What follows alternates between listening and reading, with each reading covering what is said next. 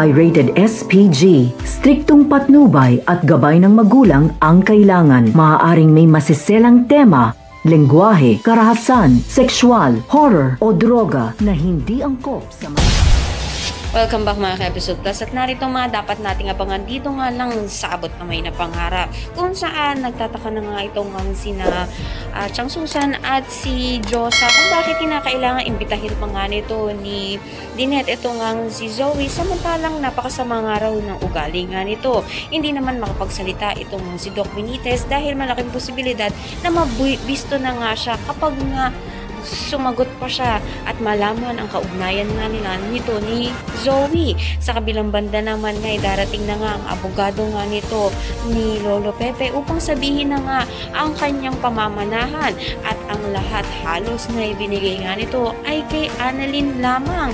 At dito magugulat itong si Moira na wala ngang pinamanahan itong si Lolo Pepe dito sa kanyang anak na si Zoe.